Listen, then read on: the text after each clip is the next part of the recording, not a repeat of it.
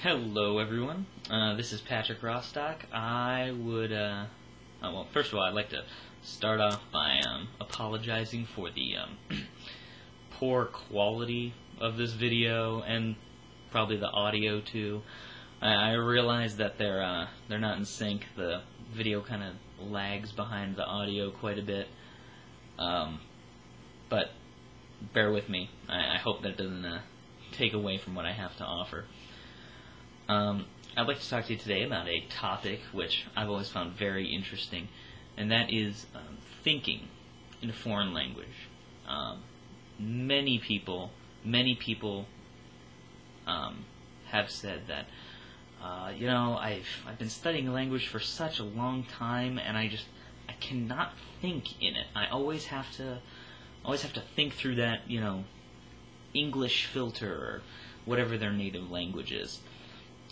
They can never go straight to that language, and they always say, "Well, I've never been able to be fluent in it because I can't think in the language." And I've always found this very kind of problematic because it shows that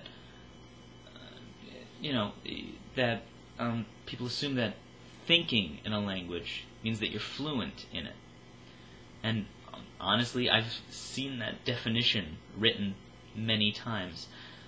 People saying, well, fluency is when you can think in a language. And I do not believe that that is the case at all.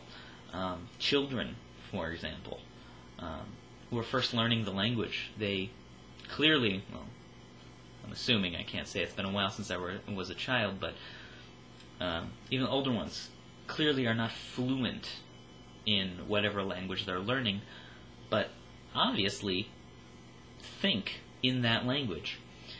And what intrigues me about this is, what is it that separates children who are learning a language from adults who are learning a language? What prevents an adult from thinking in a language?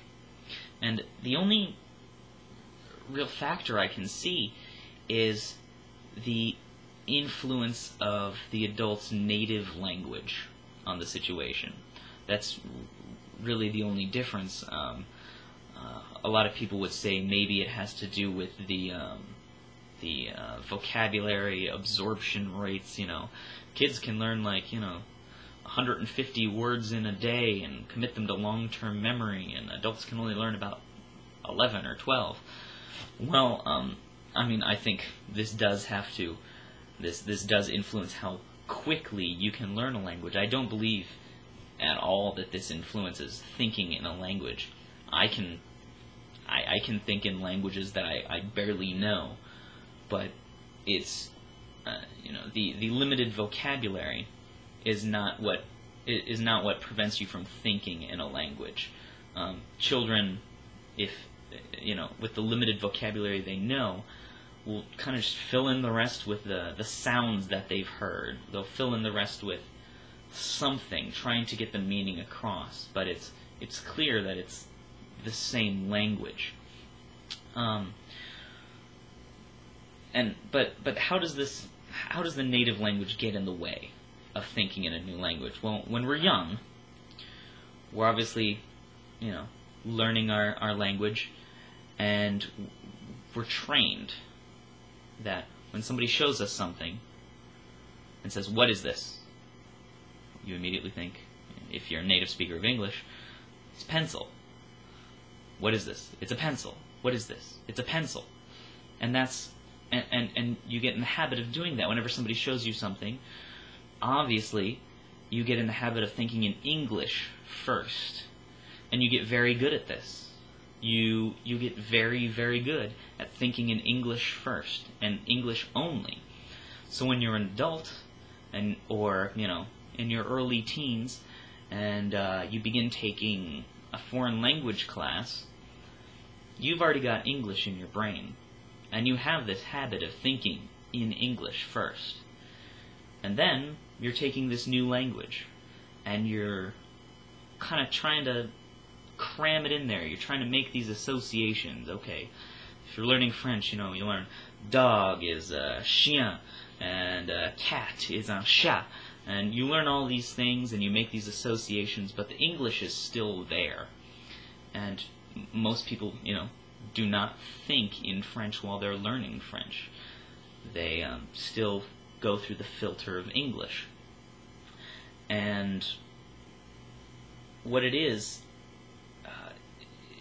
that your brain clearly, even if you know, say you're learning Spanish and you know every Spanish word there is to know.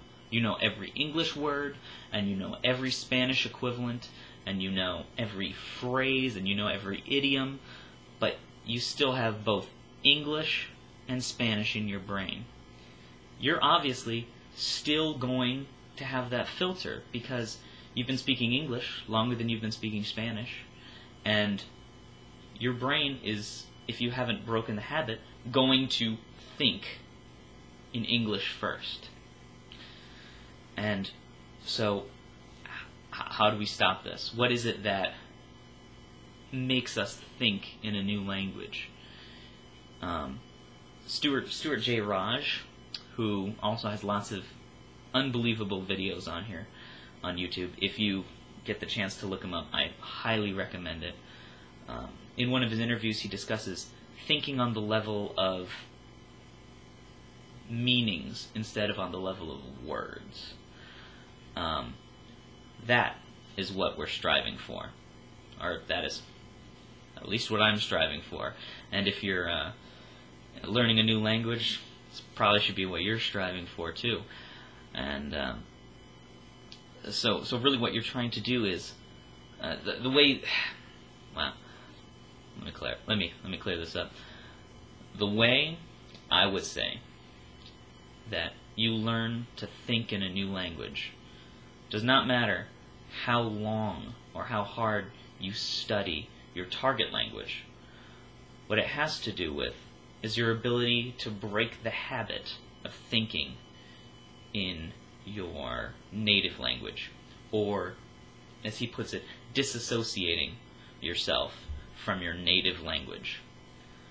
That, I believe, is what leads you to have this somewhat like an empty slate that you can fill in with whatever language it is you're trying to learn. If you're learning French but you only know a few words, well, then you've got these few words and then all these other sounds, and you have all this space to put all your new language that you have without having to rely on this crutch of your native language. And I believe it's this disassociating yourself from your language, your native language, that helps you think in a foreign language. And I do have a couple exercises that I'll discuss in another video at some point to help you break this habit of thinking in your native language first. I mean, you can probably imagine what kind of exercises they would be. But yeah, that's all I have to offer. Those are my thoughts. That's my rant for the day. So, good luck in learning whatever it is you're learning, and I'll see you later.